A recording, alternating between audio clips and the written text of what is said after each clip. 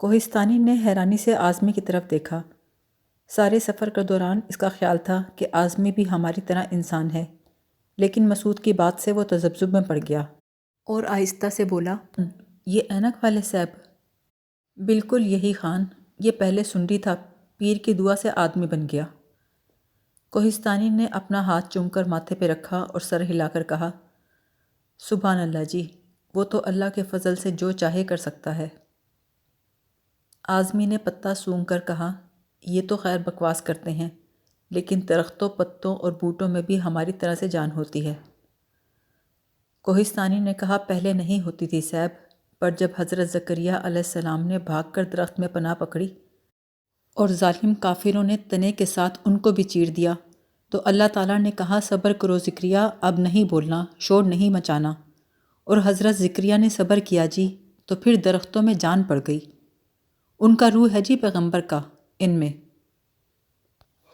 اعظمی نے کہا، شاباش خان، تم تو پیغمبروں کے راز سے بھی واقف ہو، اور ان گدھوں کو دیکھو، سب پڑھ لکھ کر برباد کر دیا۔ مفتی نے کہا، دیکھو یار، اس علاقے کی ایکولوجی کس قدر مختلف ہے۔ کوہستانی بھی ایسے بول رہا ہے جیسے ڈاکٹر یونگ بات کر رہا ہو۔ ہے نا پریوں اور طلسم کا راج اس علاقے میں۔ لیڈر بار بار اپنا ہاتھ گدی پر لے کر جا رہا تھا، حالانکہ پتہ اعظمی کے ہاتھ میں تھا۔ اعظمی نے کہا، اس پتے پر بڑی ضد ہے، ڈنڈی سے پکڑ کر مروڑی دو تو ایک آدھ پھیری سے زیادہ نہیں گھومتا، واپس مڑتا ہے۔ بڑا ہٹ دھرم ہے، دوسرے جانداروں کی طرح اپنی انفرادیت رکھتا ہے، اور ابھی تک اس میں زندگی کی قوت باقی ہے۔ میں نے کہا، یہ بھی کہہ دو کہ ساتھ جذبہ خودی بھی رکھتا ہے۔ اعظمی نے خشک لہجے میں کہا، یہ محسوس کرنے والی چیز ہے، تمہارے جیسے گھامڑ کی سمجھ کی نہیں ہے۔ مفتی نے کہا، اس معاملے میں اعظمی کے ساتھ بھیڑنے کی کوشش نہ کرو، یہ اس کی فیلڈ ہے، اور اس میں یہ جب چاہے باؤنسر پھینک سکتا ہے۔ مسعود نے بات کاٹی اور ہم سب ہنسنے لگے۔ پتہ ابھی تک اعظمی کے ہاتھ میں تھا، وہ اس کو مروڑیاں دے رہا تھا۔ یہ دیکھو مفتی جی، اس نے مفتی کو پتے کی سرتابی دکھائی، اور مفتی یوں ہی اس کا مان رکھنے کو ہاں ہاں کیوں نہیں کرنے لگا۔ اعظمی کہہ رہا تھا، پودوں کی بھی اپنی اپنی پسند اور ناپسند ہوتی ہے۔ اس وقت میں اسے سخت ناپسند ہوں، اور میرے جوہر حیات کی لہروں سے یہ پتا گھبرایا اور بھنایا ہوا ہے۔ ابھی کوئی اور ہاتھ اسے تھام لے تو شاید اس کی بے چینی اور سرکشی دور ہو جائے۔ عماد نے کہا، وہ ہاتھ نیچے رہ گیا، بہت نیچے، آبادی میں۔ ہمارے درمیان کوئی ایسا شخص نہیں جس سے اس کا دل مل جائے۔ مفتی جی، آپ اسے اپنے ہاتھ میں لے لیں، آپ ہم میں سب سے زیادہ بزرگ اور حاجی ہیں۔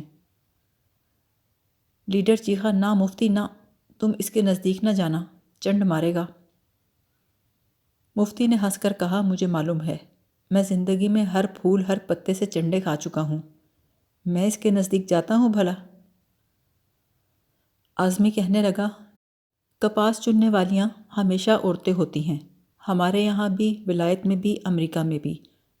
کوئی مرد یہ کام نہیں کر سکتا۔ کپاس کا پھول مرد کا ہاتھ پسند ہی نہیں کرتا۔ وجہ یہ ہے مفتی جی کہ مرد کے ہاتھ کی ویو اور کپاس کے پھول کا جوہر حیات ایک دوسرے کے بالکل الٹ ہے۔ پھٹی کوکلے سے باہر نہیں نکلتی، زور لگاؤ تو آدھی کنویں میں چمٹی رہ جاتی ہے، آدھی زمین پہ گر جاتی ہے، نکل بھی آئے تو سوکھی شاخوں میں پھنس جاتی ہے۔ میں نے ملتان اور نواب شاہ کے کسانوں سے پوچھا ہے، ان کا کہنا ہے کہ روئی کو خراب کرنا ہو تو پھٹی چننے کے لیے مردوں کو کھیتوں میں بھیج دو۔ عماد نے کہا، وہ تو اس لیے میرے بھائی، ایک تو عورتوں کے ہاتھ چھوٹے اور انگلیاں باریک ہوتی ہیں، دوسرے انہیں اجرت کم دینا پڑتی ہے، تیسرے ملتان اور نواب شاہ کے مرد ویسے بھی سست ہیں۔ مفتی نے کہا، یہ سب بکواسی لوگ ہیں اعظمی، تو مجھے بتا۔ مسعود نے ہنس کر کہا، اور اس میں ذرا نفسیاتی ٹچ بھی لگا دینا، کچھ فرائڈ کی تھیوری، کسی پودے کے ساتھ بد نظری، بدفعلی کی۔ اعظمی نے کہا، بالکل، اس میں کیا جھوٹ ہے، گوئٹے اس بات کا ثبوت بہم کرتا ختم ہو گیا بیچارہ۔ میں نے حیرانی سے پوچھا، گوئٹے؟ یہ ہمارا جرمنی والا گوئٹے؟ جی جناب، گوئٹے، اعظمی نے چیخ کر کہا۔ وہی شاعر، ناول نگار، فلسفی، آپ کی جرمنی والا، آپ ہی کی اٹلی میں جا کر 2 سال رہا۔ وہیں اس نے اعلان کیا کہ پودوں میں بھی نر مادہ ہے۔ لمبی استادہ ڈنڈی نر ہوتی ہے اور گھومتی بل کھاتی ڈنڈی مادہ ہوتی ہے۔ پودا ہماری دنیا میں زندگی کا واحد ترجمان ہے جس کی مادہ اندھیرے میں بڑھتی، پھلتی اور پھیلتی ہے اور کشش ثقل کے خلاف چلتی ہے، اور اس کا نر ہماری، آپ کی اور دوسرے جانداروں کی طرح روشنی میں پلتا ہے اور کشش ثقل کے مطابق چلتا ہے۔ آسمی کی بات سن کر ہم سنجیدہ ہو گئے۔ وہ کہنے لگا، گوئٹے کو نیوٹن سے یہی تو شکایت تھی کہ اس نے گریویٹیشن کی بات تو کی لیکن لیویٹیشن کی بات نہ کر سکا۔ ہم سب نے ایک ساتھ پوچھا، لیویٹیشن کیا؟ آسمی کی جگہ مفتی نے کہا، کشش ثقل کے خلاف اٹھنا، جیسے یوگی بغیر کسی مادی مدد کے زمین سے اوپر اٹھ جاتے ہیں۔ آسمی بولا، نیوٹن نے یہ تو دیکھ لیا کہ سیب اوپر سے نیچے کو گرا، لیکن یہ معلوم نہ کر سکا کہ اوپر کیسے چلا گیا، درخت پر۔ لیڈر نے کھج کر کہا، ہے کہ نہیں گدھا، سیب درخت کو نہ لگتا تو تیرے باپ کو لگتا۔ مفتی نے کہا، تو مجھے بتا آسمی۔ آسمی بولا، جس طرح کشش ثقل کی فیلڈ سے دور ہونے پر آہستہ آہستہ اس کی کھینچ کم ہونے لگتی ہے اور وہ کمزور ہونے لگتی ہے، اسی طرح لیویٹی کی فیلڈ سے باہر نکلنے پر اس کے اٹھانے کی طاقت کم ہونے لگتی ہے۔ کشش کا مرکز اندر ہے، لیویٹی کا باہر۔ یہی وجہ ہے کہ کشش کی وجہ سے چیزیں گرتی ہیں اور لیویٹی کی وجہ سے اٹھتی ہیں۔ مفتی نے کہا، گویا گریویٹی کا مرکز زمین میں ہے اور لیویٹی کا کاسمک ورلڈ میں۔ شاباش! آسمی کا چہرہ فرط مسرت سے کھلکھلا اٹھا۔ اس نے مفتی کے کندھے پہ ہاتھ مار کر کہا، دیکھو مفتی جی، طوفان، بادل، سیلاب گریویٹی کی وجہ سے زمین کی طرف کھنچتے ہیں اور آتش فشاں مادہ لیویٹی کے زور پر آسمان کی طرف لپکتا ہے۔ پتہ نہیں آسمی کی بات کہاں تک درست تھی، اور اس نے پھول پتے جمع کرتے کرتے یہ علم کدھر سے سیکھ لیا تھا۔ ہم خاموش ہو گئے۔ آسمی کہہ رہا تھا، جہاں گریویٹی کی پل کم ہونے لگتی ہے وہیں سے لیویٹی کی حد شروع ہوتی ہے۔ مسعود نے ہنس کر کہا، لو یہ بھی آیا مفتی کی لائن پر۔ پتہ نہیں لوگ آخری عمر میں مفتی کی نقل کیوں اتارنے لگ جاتے ہیں، حالانکہ ساری زندگی اس کا سارا زور جنس پر رہا ہے۔ آسمی نے شرارت سے کہا، اس کا نہیں، اس کے علم کا۔ مفتی نے ایک لمبی سانس لی اور رک کر بولا، اب میں تم جیسے جاہل لوگوں کو کس طرح سمجھاؤں کہ جنس، محبت، معرفت، عبادت ایک ہی حقیقت کی کروٹیں ہیں، کبھی ان کے درمیان خط کھنچ جاتا ہے، کبھی نہیں کھنچتا، کبھی کسی حصے سے ایک مخصوص خوشبو آنے لگتی ہے، کبھی نہیں آتی، لیکن زیادہ کیفیت گھلی ملی سی رہتی ہے، جیسے گلاس کے اندر برف کی ڈلی الگ بھی ہوتی ہے اور پانی کا حصہ بھی۔ الگ سے دیکھو تو کنارہ رہتی ہے، لیکن پانی میں چھوڑ دو تو کنارہ نظر نہیں آتا۔ جو پگھل رہا ہے وہ پانی ہے، جو نظر آ رہا ہے وہ ڈلی ہے۔ کچھ لوگ ڈلی کو جنس، عبادت کو پانی اور بھاپ کو معرفت تصور کرتے ہیں، لیکن ہے ایک ہی چیز، سب شانِ سرکاری ہیں۔ عماد بولا، کچھ ڈی ایچ لارنس کا فلسفہ ہے یہ۔ مفتی چڑھ کر بولا، اوے لارنس کے باپ کا ہے، گدھے۔ لارنس کے بتانے سے پہلے بھی دنیا کے مختلف حصوں میں جنس کی پوجا ہوتی رہی ہے، آج بھی سارا یورپ تنترا کی طرف لوٹ رہا ہے۔ عماد نے حیرت سے پوچھا، تنترا کیا؟ لیڈر کو غصہ آ گیا۔ اس نے جھڑک کر کہا، جنتر منتر تنتر نہیں سنا تم نے؟ ہم نے ایک پروگرام نہیں کیا تھا اس پر؟ مسعود بولا، یہ وہ تنتر نہیں ہے کھوتے لیڈر، یہ دوسرا تنتر ہے، مفتی والا۔ مفتی نے اپنے مخصوص لہجے میں کہا، بھائی جی، اگر ملاپ کو پاکیزگی کے ساتھ تمام لوازمات تقدس کو ملحوظ رکھ کر عمل میں لایا جائے تو اس سے ایک روحانی برقی قوت پیدا ہوتی ہے، لیکن اس کے لیے لازم شرط پاکیزگی کی ہے اور فریقین کا مطہر زوج ہونا ضروری ہے۔ خدا جانے کہاں تک درست ہے لیکن پبلک لائبریری کی ایک کتاب میں نے دیکھا تھا سن 47 میں۔ مجھے اس کی تفصیلات اچھی طرح سے یاد تھی۔ ان دنوں لاہور میں بہت سے ٹامی لوگ تانگوں میں گھوما کرتے تھے، جن میں ایک کے ساتھ میری جھڑپ ہو گئی تھی اور اس نے میری تھوڑی پر زور سے مکہ مارا تھا۔ لیڈر نے غصے سے کہا، اور تو نے کچھ نہیں کیا؟ مفتی بولا، انگریز کا زمانہ تھا، جنگ نئی نئی ختم ہوئی تھی اور پھر میں ان سے کمزور بھی تھا۔ میں نے دل میں سوچا یہ اس زمانے کی بات ہوگی جب مفتی قصور میں اسکول ماسٹر تھا اور اس پر کئی مقدمات بنے ہوئے تھے اور اس کا بھری پوری دنیا میں کوئی دوست نہ تھا۔ اعظمی نے کہا، مفتی جی، پودوں میں یہ اتصال بڑی پاکیزگی سے ہوتا ہے۔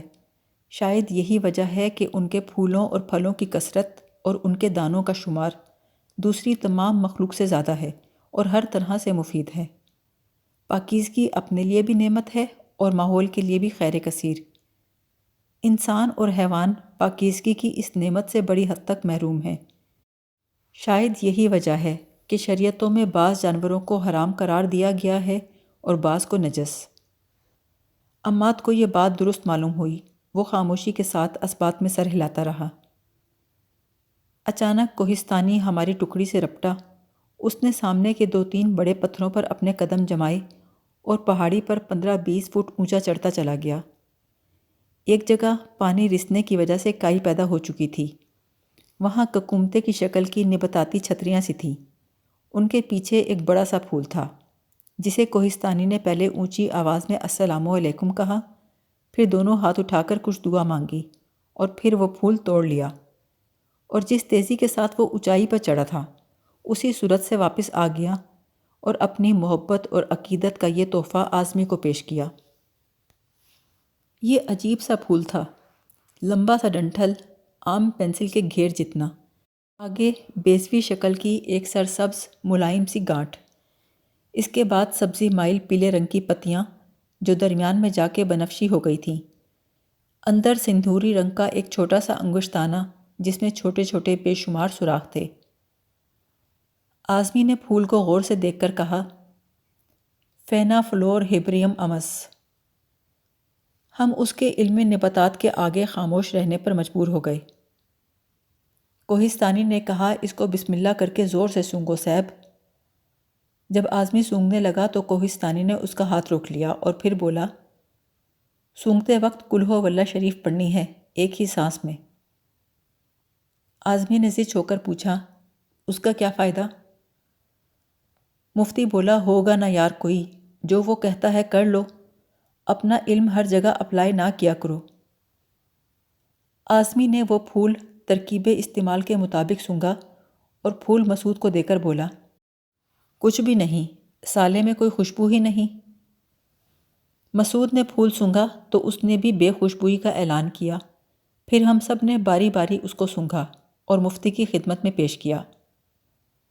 مفتی نے پھول ہاتھ میں لیے بغیر بڑی متانت سے کہا، اب میرے سونگنے کی کیا ضرورت رہ گئی ہے؟ ٹھیک ہے، نہیں ہے خوشبو تو نہ صحیح۔ پہلے اعظمی زمین پر بیٹھا، اس کے بعد مسعود، اور پھر ہم سب، کوئی چوکڑی مار کر، کوئی ٹانگیں پھیلا کر، کوئی پتھر سے ٹیک لگا کر، صرف مفتی اور کوہستانی کھڑے تھے۔ ہمارے سامنے چھوٹے چھوٹے درختوں اور ننھے ننھے پہاڑی ٹیلوں والی وادی جو 2,500-3 ہزار فٹ نیچے تھی، آہستہ آہستہ اوپر اٹھ رہی تھی، اور زمین پر جس جگہ ہم بیٹھے تھے وہ نیچے کو جا رہی تھی، جیسے اوپر کی منزل سے کوئی لفٹ نیچے کو جایا کرتی ہے۔ اعظمی نے کہا، بارش آ رہی ہے۔ لیڈر نے جواب دیا، ہاں۔ مسعود نے پوچھا، کہاں؟ اعظمی نے جواب دیا، وہ نیچے۔ عماد ہنسا، سر جھٹک کر بولا، بے وقوفوں، بارش کبھی نیچے سے اوپر کو ہوئی ہے؟ لیڈر نے کہا، اولے بھی اچھل رہے ہیں کہیں کہیں۔ عماد نے غور سے دیکھا، پھر کھوسیانہ ہو کر بولا، واقعی یار، عجیب فنومینا ہے، خیر ہم اس کو جلد پکڑ لیں گے راستے میں۔ مسعود نے کہا، لیکن ہم تو اوپر جا رہے ہیں۔ اعظمی حیرت سے بولا، اوپر؟ اوپر تو ہمیں جانا تھا، تمہیں بھی تو جانا تھا عماد۔ عماد نے کہا، میں کب کہتا ہوں کہ نہیں جانا تھا، لیکن اب ہم تھک کر خود ہی نیچے جا رہے ہیں، آپ سے آپ۔ لیڈر اپنی دونوں ٹانگیں راستے میں پسار کر بیٹھا ہوا تھا۔ مفتی اور اس کا کوہستانی ہمارے سامنے کھڑے ہم کو دیکھ رہے تھے۔ مفتی کچھ حیران، کچھ متردد سا تھا، کچھ خوش بھی تھا، اور کوہستانی ہنس ہنس کر اسے کچھ بتا رہا تھا۔ مجھے صرف اس قدر یاد تھا کہ میں وہاں راستے میں بیٹھا تھا اور میرے ساتھ میرے پارٹی کے سارے دوست بیٹھے تھے، لیکن اس کے آگے پیچھے کچھ نہیں تھا۔ اعظمی نے چیخ کر کہا، اٹھو یارو، شرم کرو، کیا راستے میں عورتوں کی طرح بیٹھ گئے ہو؟ مسعود نے سر اٹھا کر اس کی طرف غور سے دیکھا، پھر ہم پر نظر کی، اس کے بعد اپنا جائزہ لیا، پھر ہنسا، پھر کہنے لگا، چلو یار جلدی کرو، جھیل پر بھی پہنچنا ہے، پھر واپس بھی آنا ہے۔ کوہستانی نے ہنس کر مفتی سے کہا، کیوں صاحب، میں بولا نہیں تھا آپ کو؟ پورے 15 منٹ، چاہے گھڑی رکھ کر دیکھ لو، پورا ٹائم مقرر ہے اس پھول کا، نہ 1 منٹ زیادہ، نہ 1 منٹ کم۔ مفتی بولا، اور اگر کوئی کمزور صحت والا ہو، بڑی عمر کا، میرے جیسا، پھر؟ چاہے 100 سال کا بوڑھا آدمی ہو صاحب، چاہے 25 سال کا جوان، سب کو 15 منٹ کے بعد ہوش آ جاتا ہے، سب پہلے جیسا ہو جاتا ہے۔ ہم سب اٹھ کھڑے ہوئے تھے اور اب آہستہ آہستہ چلنے لگے تھے۔ اب سورج گھوم کر ایک ایسے رخ پر آ گیا تھا جس کا جغرافیہ کی دنیا میں کوئی نام نہیں تھا۔ اعظمی نے کانی آنکھ سے سورج کی طرف دیکھا اور کوہستانی سے پوچھا، سورج پہلے ادھر نہیں تھا؟ جی صاحب۔ اب ادھر کس طرح سے آ گیا؟ پہاڑ گھوم گیا نا صاحب۔ پہاڑ گھوم گیا؟ کوہستانی زور سے ہنسا، تم گھوم گیا نا صاحب، پھر سب کچھ گھوم گیا۔ اعظمی نے رک کر کہا، حد ہو گئی یار عماد، دیکھو ادھر تو نہیں تھا سورج جب ہم نے موڑ کاٹا تھا۔ اس کے ساتھ ہم سب رک گئے۔ لیڈر اس رکنے پر غم و غصے، خوف اور سرزنش سے بھر گیا، کھنکار کر بولا، اب اگر تم جھیل کے پانی کو صرف ہاتھ لگا کر بھی لوٹ سکے تو عشاء سے پہلے ناران واپس نہیں پہنچ سکو گے۔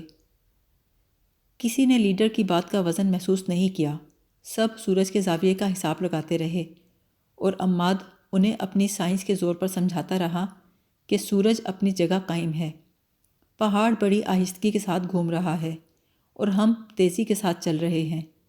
ان تینوں حوالوں نے تمہارے اندر شک کی کیفیت پیدا کر دی ہے، ورنہ سورج اپنی جگہ قائم ہے اور ساکت ہے۔ کوہستانی تڑپ کر بولا، ساکت نہیں ہے صاحب، اللہ کے حضور میں سورج حرکت کرتا ہے، ہلتا ہے۔ لیڈر نے کہا، چلو بھائیو، خدا کے لیے چلو۔ عماد نے کہا، اگر میرے پاس کاغذ ہوتا تو میں نقشہ بنا کر تم لوگوں کو سمجھاتا کہ ان ریلیشن ٹو سن ہماری کیا پوزیشن ہے۔ لیڈر نے اس کے کندھے پر سوٹی لگا کر کہا، چلو پلیز۔ ہم سب اسی رفتار سے چلنے لگے۔ میں نے لیڈر کا چہرہ دیکھ کر محسوس کیا کہ منزل قریب ہے۔ جب ہم اگلا موڑ کاٹیں گے اور وہ بل کھلے گا تو سامنے جھیل ہوگی، اور جھیل کے قریب مترے قد کے پہاڑ ہوں گے۔ لیڈر نے رک کر کوہستانی سے کہا، دیکھو اس کو پھر اٹھا لو سانپ کو۔ مفتی نے چیخ کر کہا، ہرگز نہیں، اب میں ٹھیک ہوں اور چل سکتا ہوں۔ مسعود نے کہا، آگے پھر چڑھائی آ رہی ہے مفتی جی۔ نہیں یار، میں ایسا بھی گیا گزرا نہیں ہوں، اب بالکل فٹ ہوں، اب میں اس کے کندھوں پر نہیں چڑھوں گا۔ کوہستانی نے دبی زبان سے کہا، اگر ضرورت ہے صاحب تو پھر آ جاؤ۔ عماد نے انگریزی میں لیڈر کو سمجھایا، کسی پر اتنا بوجھ ڈالنا ٹھیک نہیں، اور جب مفتی جی کہہ رہے ہیں کہ وہ چل سکتے ہیں تو انہیں چلنے دو۔ اعظمی نے کہا، اور اگر نہیں بھی چل سکتے تو بھی ان کو چلنے دو، کیونکہ چلنا نہ چلنے سے ہر حال میں بہتر ہوتا ہے، ورنہ ان کا حال ہماری ملازمہ سغرا کی طرح ہو جائے گا، جو کوثار مارکیٹ سے مسالہ لے کر 2 گھنٹے بعد گھر پہنچی تھی، اور میری بیوی نے پرانے گرم مسالے کے زور پر ہی پلاؤ پکا دیا تھا۔ مفتی نے رک کر کہا، میں سغرا کی بات سنے بغیر آگے نہیں چل سکتا، کیونکہ میں نے اسے بڑے غور سے دیکھا ہوا ہے۔ مسعود نے کہا، دیکھا تو ہم نے بھی تھا مفتی جی، لیکن اتنے زور سے نہیں دیکھا تھا۔ اعظمی کہنے لگا، ایک دن جب سغرا پورے 2 گھنٹے بعد گرم مسالہ لے کر گھر پہنچی تو میری بیوی نے جل کر کہا، اتنی دیر تک کہاں مری رہی بدبخت؟ تو سغرا نے جواب دیا، کیا کروں بی بی جی، واپسی پر ایک نوجوان میرے پیچھے چلنے لگ گیا تھا، نیلی پتلون پیلے سویٹر والا۔ میری بیوی نے کہا، تو دفع کرتی اس مردود کو، تیرا اس سے کیا کام تھا بھلا، ناک کی سیدھ میں گھر آ جاتی جلدی جلدی۔ تو سغرا نے غمناک ہو کر کہا، میں تو جلدی جلدی چلتی تھی جی، لیکن وہ بہت آہستہ آہستہ چلتا تھا، مر جانا کتا۔